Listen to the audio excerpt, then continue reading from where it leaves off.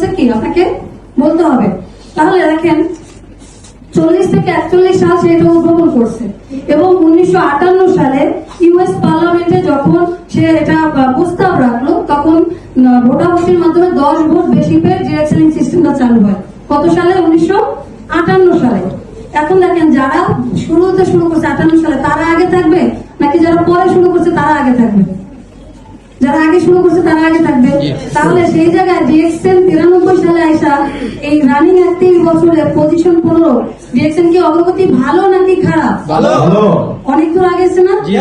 আগামী কয়েক বছর দেখেন ডিএক্সএন এর অবস্থান কি আরো ভালো হবে না? ইনশাআল্লাহ আমরা অবশ্যই চেষ্টা করবো। কারণ এবার আসুন দেখেন, আমি বললাম এটা ডিরেক্ট সেলিং।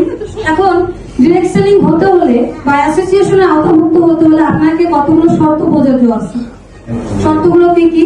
যেমন আমাদের এর আগে অনেক এমএলএম কোম্পানি আসছে না বাংলাদেশে, এখন চুন খাইয়া মুখ পড়ছি, দরিদ্রগুলো কি ভয় পায়। এখন চুনটা কি ছিল বলেন তো? চুনটা ছিল হচ্ছে কি ডেস্টিনি, চুনটা ছিল নিউ ওয়ে, তাই না? এখন টাকাগুলো তারা নিয়ে গেছে, কিন্তু তারা কি আদৌ ডিরেক্ট সেলিং ছিল না?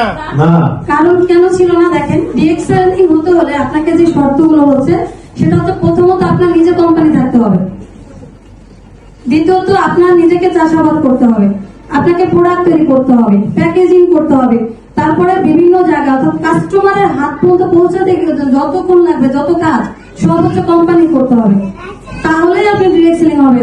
এখন ডিরেক্ট সেলিং তো সবকিছু করতেছে না?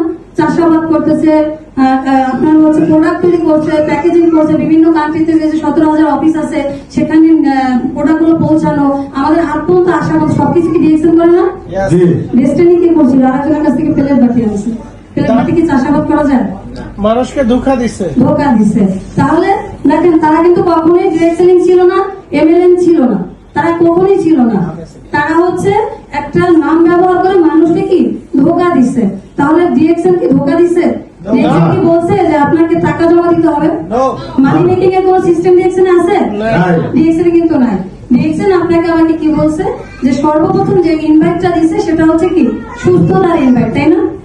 আপনাকে আমাকে দিছে কি সুস্থতার ইনভাইট। অর্থাৎ দেখেন এবার যদি একটু ডাক্তারি এসে যায় তাহলে দেখেন আমরা যে মানুষ, আমাদের সৃষ্টি কি থেকে কেউ বলতে পারেন? আমাদের সৃষ্টি কি থেকে? মানুষ আমার সৃষ্টি করছে আল্লাহ কি থেকে? মাটি থেকে। মাটি, কিন্তু ওটার আরেকটা কিসের নাম আছে? বৈজ্ঞানিক একটা নাম আছে, সেল বা কোষ। আমাদের প্রত্যেকটা প্রাণীর জন্ম কি থেকে? একটু রেসপন্স করবেন। কোষ থেকে। কি থেকে? কোষ থেকে বা সেল থেকে। তাহলে এই সেল থেকে যে জন্ম, হাড়গুলো কি আগে হয়েছে না সেলটা আগে হয়েছে? সেল আগে হয়েছে, আগে ছোট একটা পিন্ডির মতো হয়েছে, তাই না? তারপরে হাড় হয়েছে। তাহলে এই যে কোষের সংখ্যা আমাদের দেহে বা সেলের সংখ্যা কত কারো জানা আছে? 14 লক্ষ কোটি। এই ইনফরমেশন গুলো আপনাদের জানা দরকার। আমার আপনার বডিতে, প্রত্যেকটা হিউম্যান বডিতে 14 লক্ষ কোটি সেল আছে এবং এই সেল দিয়ে প্রতিনিয়ত আমাদের বডিতে টক্সিন জমা হচ্ছে। কি টক্সিন গুলো? যেটাকে আমরা বিষ বলি, বিষ বলি যেটাকে আমরা। এখন সেই টক্সিন গুলো কি? টক্সিন গুলো কিভাবে যাচ্ছে আমাদের বডি? যেহেতু সেল আছে, আমাদের গায়ে পশম গুলো আছে না, এক একটা সেলের গোড়া ওটাকে বলি, ওটা দিয়ে আমাদের বডির ভিতর ময়লা জমা হচ্ছে। এখন দেখেন আপনি একটা ড্রেস পরছেন, আপনার ড্রেসের ময়লা হলে এখন বাসায় যায় কি করবেন? খুলে দিয়ে কাটবেন নাকি? ধুয়ে দিবেন না? কিন্তু আপনি যে আসার সময় আপনার স্কিন দিয়ে যে টক্সিন গুলো বডিতে ধোয়া আছে মানে চলে গেছে, সেটা কি হুইলবারে ফেলে যাবে না? হ্যাঁ।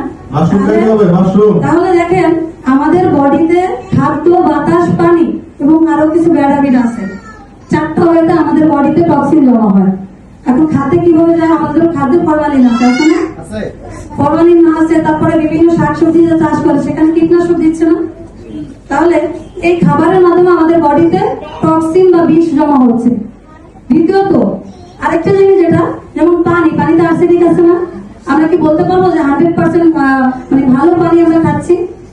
এই পানির মাধ্যমে আমাদের বডিতে বিষাক্ত হচ্ছে, বিষ জমা হচ্ছে। থার্ড যেটা, সেটা হচ্ছে আপনার বাতাস, কালো ধোঁয়া, আমাদের ফ্যাক্টরি কালো ধোঁয়া বিভিন্ন জায়গাতে এই বাতাসটাকে কি করছে? দূষিত করছে না? তাহলে এর মাধ্যমে আমাদের বডিতে হচ্ছে কি টক্সিন জমা হচ্ছে। এখন এই যে টক্সিন গুলো জমা হচ্ছে, এই টক্সিন গুলো কিন্তু বের হওয়ার কোনো উপায় নেই।